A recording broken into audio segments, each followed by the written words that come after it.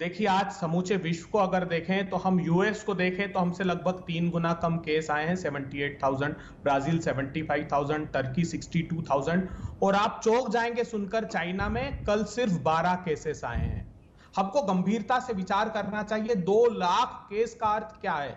पूरा system collapse हो जाएगा, इतने संसाधन हिंदुस्तान के पास नहीं है। मैं टीके की बहुत बात हो रही, छोटा सा प्रकाश डालना चाहता हूं टीके पे। पार्लियामेंट्री स्टैंडिंग कमेटी की रिपोर्ट 8 मार्च को आई है साइंस की।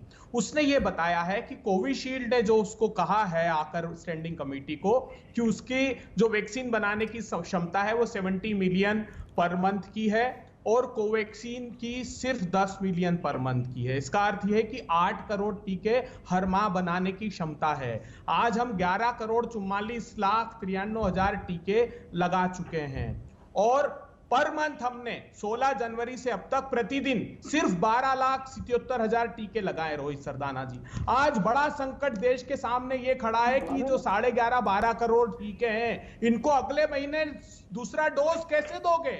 ये सरकार ने दूरदर्शी व्यवहार किया ही नहीं हिंदुस्तान के साथ। इस हिंदुस्तान के पास एक अवसर था जब स्पुतनिक ने अप्लाई किया था। आप कल्पना कीजिए, रशिया ने 11 अगस्त को उसको अप्रूवल दे दिया। उसने कहा कि इम्यूनोजेनिसिटी डेटा, सुनिए ना, आपने कहा मैं कोई राजनीतिक बात नहीं करूंगा, लेकिन मैं एक सवाल पूछना चाहता हूं। सर, आपके पास दुनिया जहान का ज्ञान है, अपनी सरकार को छत्तीसगढ़ में इतना नहीं बता सकते कि कूड़ा ढोने वाली गाड़ी में लाश तो मत उठाओ, इलाज नहीं दे सकते तो? मरने के बाद तो इतना सम्मान कर लो आदमी का, जीते जी नहीं करते तो? मैं चाहता हूं कि आप पूरा अवसर मेरी बात का दें। 1,18,000 एक्टिव केसेस हैं छत्तीसगढ़ जैसे छोटे राज्य में। आप जानते हैं क्या हुआ इस हिंदुस्तान के साथ? देश के प्रधानमंत्री जी, मैं आपसे पूछना चाहता हूं, बताइए, 21 अक्टूबर को जब हमारे सर्वाधिक टेस्ट हो रहे थे, 14,69,000 हिंदुस्तान में टेस्ट हो रहे थे क्योंकि 52,000 केसेस थे।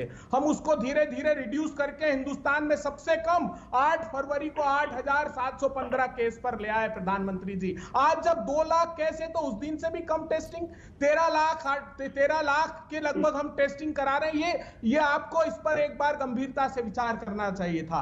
रेमडेसिविर 38,80,000 की इंस्टॉल्ड कैपेसिटी हमारी पर मंथ। सुनिए ना, 38,80,000 रेमडेसिविर बनाने की इंस्टॉल्ड कैपेसिटी पर मंथ है। 7 कंपनियां बनाती, हम एक्सपोर्ट पर एक्सपोर्ट करते गए, प्रतिबंध नहीं लगाया। ये आज स्थितियां निर्मित हुई। 3 दिन पहले आपने एक्सपोर्ट पर प्रतिबंध लगाया। राहुल गांधी जी को याद करिए, उन्होंने कहा था प्रधानमंत्री जी एक बड़ी सुनामी आने वाली। प्रधानमंत्री जी अब की बार ट्रंप सरकार और लिट्टी चोखा खाने में लगे हुए थे। प्रधानमंत्री को कहा कि आप कोरोना वायरस को कंटेन नहीं कर रहे हैं, इस तरीके के लॉकडाउन से सिर्फ इकोनॉमी को कंटेन कर रहे हैं। ये है, क्या महाराष्ट्र में, क्या छत्तीसगढ़ में बीजेपी लड़ रही थी कोरोना से या आपकी सरकार सत्ता में थी?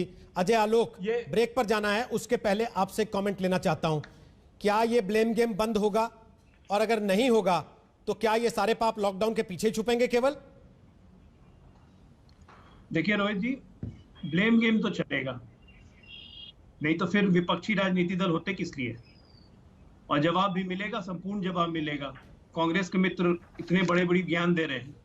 बगल में झारखंड है। अविभाजित बिहार होने के पहले बिहार के पास 3 लिक्विड ऑक्सीजन के प्लांट होते थे जो बोकारो जमशेदपुर में रहते थे। झारखंड में स्वास्थ्य मंत्री कांग्रेस पार्टी के मन्ना गुप्ता, उन्होंने 7 दिन पहले ऑर्डर निकाल दिया, एग्जीक्यूटिव ऑर्डर, कि लिक्विड ऑक्सीजन बिहार में नहीं जाएगी। नतीजा है कि बिहार में आपके ही रिपोर्टर कल से रिपोर्ट कर रहे हैं ऑक्सीजन की कमी हो रही है। अब हम उत्तर प्रदेश से मंगवा रहे हैं, वेस्ट बंगाल से मंगवा रहे हैं, वहां भी मना हो गया है। तो ये है ब्लेम गेम, लेकिन ये सच्चाई है। एग्जीक्यूटिव ऑर्डर की कॉपी निकाल लीजिएगा, इसका ही जवाब दें कांग्रेस पार्टी क्यों कर रहे हैं भैया ऐसा। और जबकि वो संपत्ति तो बिहार सरकार की है, डिस्प्यूटेड है सुप्रीम कोर्ट में, उसका जवाब नहीं देंगे। तो ब्लेम गेम चलेगा। सच्चाई है, एक डॉक्टर की तरह बता रहा हूं आपको, जिस ढंग से केसेस बढ़ रहे हैं, एक एकदम एडमिनिस्ट्रेटिव डिसीजन होना चाहिए। अगर लॉकडाउन की जरूरत है तो हर जिलों में होनी चाहिए, इसमें कोई शक नहीं है। कोई सरकार, चाहे कांग्रेस की सरकार हो, बीजेपी सरकार हो, जेडीयू की सरकार हो, किसी सरकार के बस का नहीं है। अगर इन्फेक्शन इस तरह से बढ़ने लगा आउट ऑफ कंट्रोल, ये जनता को समझना पड़ेगा। जन भागीदारी नहीं होगी, सरकार कुछ नहीं कर सकती है। रोहित जी, सच्चाई यही है।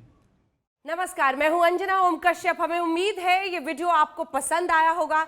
लेटेस्ट खबरों के लिए यूं ही देखते रहिए आज तक, और इस वीडियो के पसंद आने पर लाइक, शेयर एंड सब्सक्राइब करना ना भूलें।